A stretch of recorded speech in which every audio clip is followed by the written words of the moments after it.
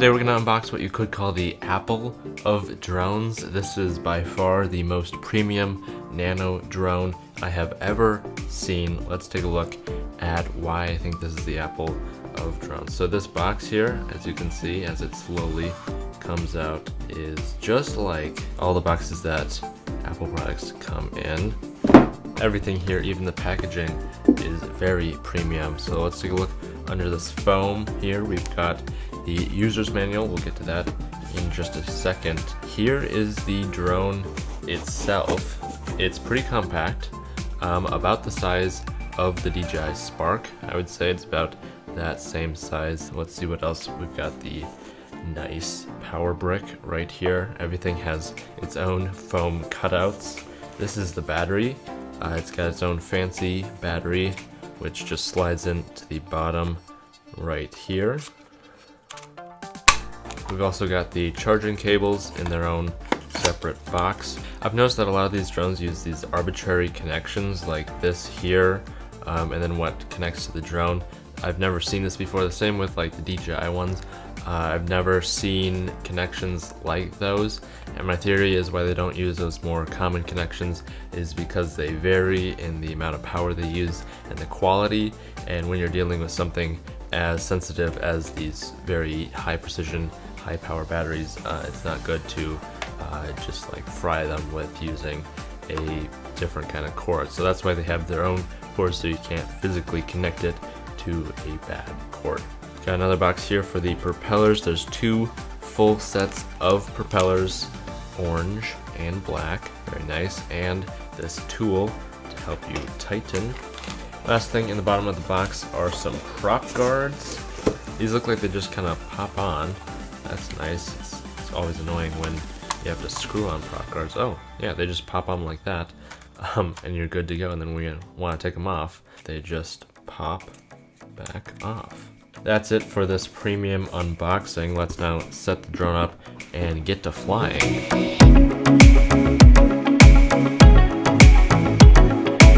So these are self-tightening props there. They go on in opposite directions. If we take a look at the sides of the drone, here is your camera. We're going to be taking a look at the video on that in a second. We've also got a micro USB, I believe, for charging if you don't want to take the battery out. Actually, that might be for transferring the footage from the SD card right here. So I've got a 16 gigabyte SD card. We'll take a look at the footage, as I said, in just a second. Here's the power button, one press to turn it on. Alright, so you may have noticed that this did not come with any remote controller. It's all done by your phone. So you have to connect to the Wi-Fi here. It has its own Fly Drone Wi-Fi. You connect that. Once that's connected, you open the Fly Drone app and enter the cockpit. It'll then pop up here with the camera in the background and your controls. The sticks were actually not the normal sticks the first time I tried to fly it, and that was super confusing and ended in a crash. So first I would make sure you go to the settings here and click on control mode and make sure that mode 2 is selected if you want the normal sticks that you have with all of the other drones. Otherwise, you're going to be very, very confused. There's a couple other things you should do before your first flight, like the compass calibration. This actually uses GPS, which is kind of incredible. I've never seen a drone this small use GPS. Only the bigger ones usually have that. So this is going to be awesome for outside flight. It'll be nice and stable. Indoors, it does not work. You can see I have no satellites at the moment. This also gives you a nice battery readout and the Wi-Fi strength. Over here you've got the video and photo modes, and just click on that to start recording or take a photo. Last thing before we get to flying, to arm the drone, which is to get the propeller spinning. It's different from what I've done before. You have to click and hold the unlock button for 3 seconds and then it'll start spinning. So we're gonna do that right now.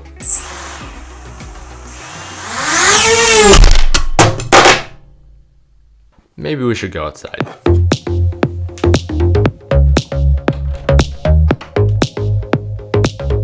Okay, so we're outside and right now we have 10 satellites, which is pretty darn good. So we're gonna see how this guy flies right now. I just hit record and there's a nice little animation in the top there showing that we are indeed recording, so you know when you're recording.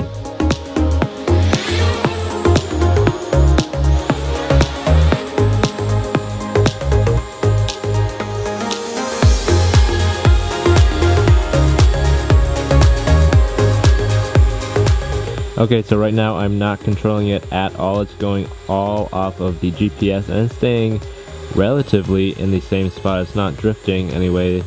It's not too windy, but it does seem to be doing a pretty good job of compensating to stay in the general area. I do have to say it's not nearly as good as like the Phantoms. Those are rock solid, but you know, it's kind of just circling around in this same spot. Now let's test out the speed. Let's see if we can go top speed here. I can notice a little bit of lag with the controls just because they are from the phone. Same with the video, there's quite a bit of lag in the video, so this is not really a great drone for FPV.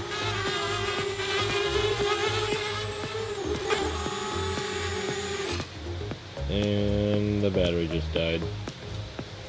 Got a nice little indication there that the... Never mind.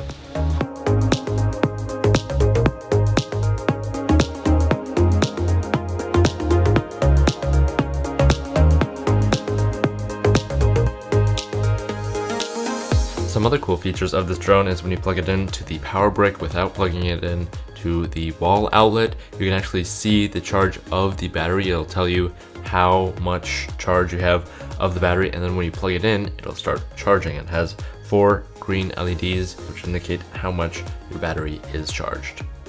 Alright, so there you have it. This is by far the most premium drone I have ever seen for this size.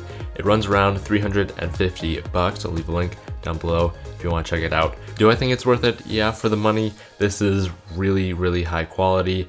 That is kind of a lot of money to spend on your first drone, so I would not say this is the best first drone since it is so nice. I wouldn't really want to get it all scratched up, but it does seem very durable with these nice rubber feet on the bottom. The camera is a nice touch, but it's not very high quality, and it doesn't have any kind of gimbal stabilization like most other fancy drones do. The brushless motors here are super powerful for how small they are. This can do some amazing tricks and fly pretty fast, I would say. One thing that I'd say this has over all the other drones in this kind of category is the whole ecosystem, like with the battery, the propellers, the charging system, the remote controller. All of that just works really well together. And with a lot of the other drones, they're just not quite the same. It's really cheap, or it doesn't work as well. But everything here seems to work just fine. If you have the cash to spend on such a small drone, I'd definitely consider picking it up. Thank you for watching, and as always, don't forget to keep it pro.